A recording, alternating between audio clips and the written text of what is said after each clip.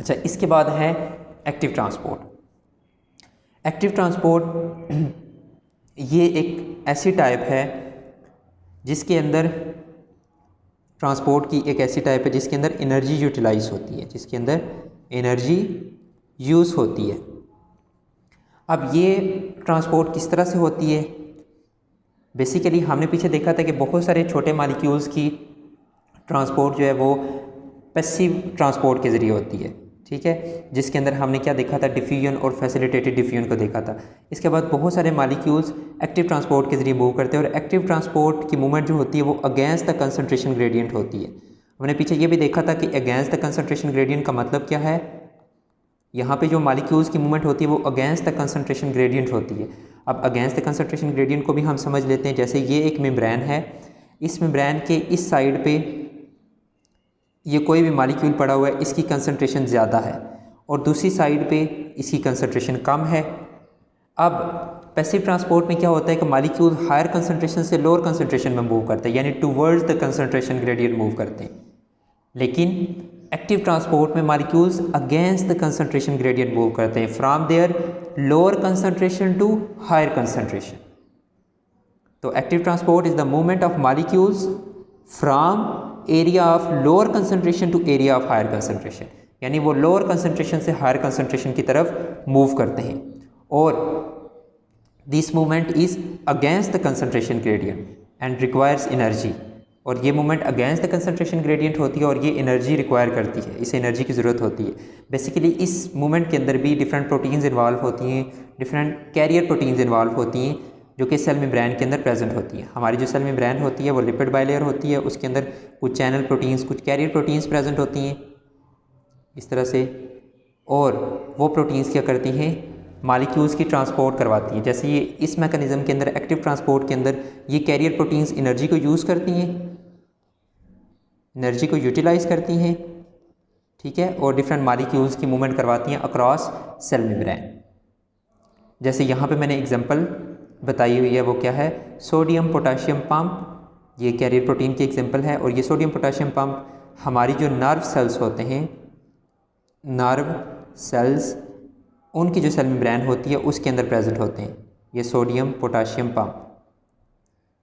ये कुछ carrier proteins होती हैं और ये सोडियम और पोटाशियम को मूव करवाती हैं अक्रॉस सेल मेम्ब्रेन। तो ये किस तरह से एक्टिव ट्रांसपोर्ट करवाती हैं ये भी हम देख लेते हैं। ये सोडियम पोटाशियम पंप नॉर्मली आपको पता है जो हमारा नर्व सेल होता है इसके ऊपर जो इलेक्ट्रिकल सिग्नल होता है, जो मैसेज होता है, नर्व इम्पल्स ट्रैवल करती है।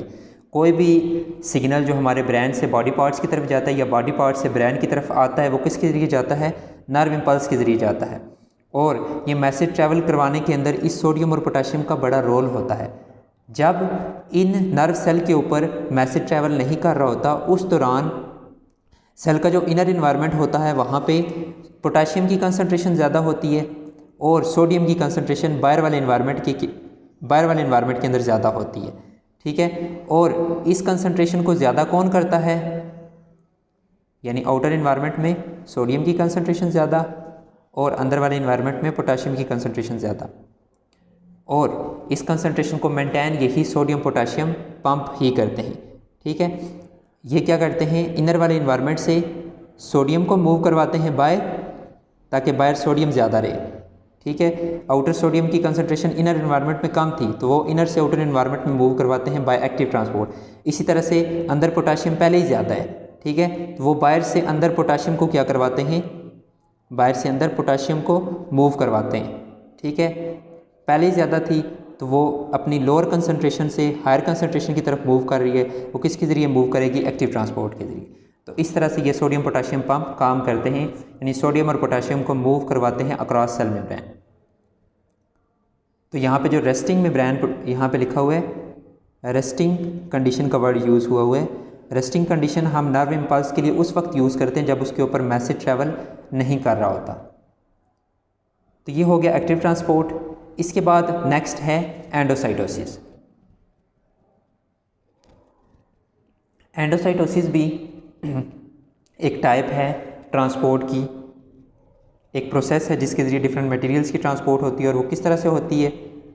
अगर ये सेल है और इसकी ये सेल मेम्ब्रेन है और ये मॉलिक्यूल है जिसकी ट्रांसपोर्ट होनी है सेल के अंदर, इन एंडोसाइटोसिस ये मॉलिक्यूल सेल मेम्ब्रेन के साथ आते हैं, सेल मेम्ब्रेन के साथ अटैच होते हैं और सेल मेम्ब्रेन अंदर की तरफ क्या होती है, फ्यूज़ होती है। ये सेल मेम्ब्रेन अंदर की तरफ फ्यूज़ होती है और एक वेजिकल बनती है और वो वेजिकल फिर सेल के अंदर ट्रांसपोर्ट हो जाती है। यानी इस एंडोसाइटोसिस के अंदर मॉलिक्यूल्स को ट्रांसपोर्ट करवाया जाता है from outer environment to inner environment of cell by invagination of cell membrane. Cell membrane को इन्वेजिनेट करके, सेल मेम्ब्रेन को ऐसे मूव करवा के, इन्वर्ट मूव करवा के, ठीक है। और इसकी दो टाइप्स हैं, फैगोसाइटोसिस और पिनोसाइटोसिस, उसे हम देख लेते हैं। अच्छा, एंडोसाइटोसिस के अंदर क्या होता है, injection of substances by folding cell membrane, यानी सेल मेम्ब्रेन को ऐसे फोल्ड करके डिफरेंट सब्सटेंसेस को बॉडी के अंदर सेल इंजेस्ट करते हैं। और इसकी दो टाइप्स हैं, एक फैगोसाइटोसिस है, दूसरी पिनोसाइटोसिस है। फैगोसाइटोसिस एक ऐसी टाइप है जिसमें सॉलिड मटेरियल्स को ये इनटेक करते हैं और पिनोसाइटोसिस एक ऐसी टाइप है जिसमें ये लिक्विड मटेरियल को इनटेक करते हैं, लिक्विड मटेरियल को। अच्छा, तो ये हो गया एंडोसाइटोसिस। इसके बाद है एक्सोसाइटोसिस। एक्सोसाइटोसिस में सेल मेम्ब्रेन से क्या करते हैं, सेल मेम्ब्रेन को यूज़ करते हुए डिफरेंट मटेरियल्स को, बल्कि मटेरियल्स मतलब बहुत ज़्यादा अमाउंट में किसी मटेरियल्स को बॉडी से बाहर एक्सपोर्ट करते हैं।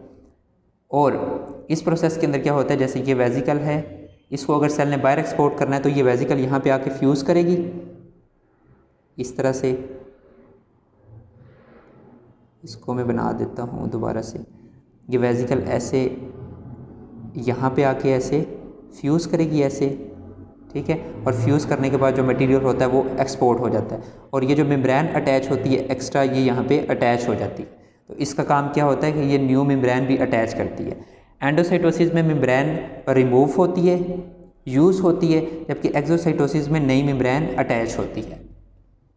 तो ये भी ट्रांसपोर्ट की टाइप्स हैं और ये भी क्या हैं, एक्टिव ट्रांसपोर्ट की टाइप्स हैं, यानी एनर्जी को यूज़ करती है।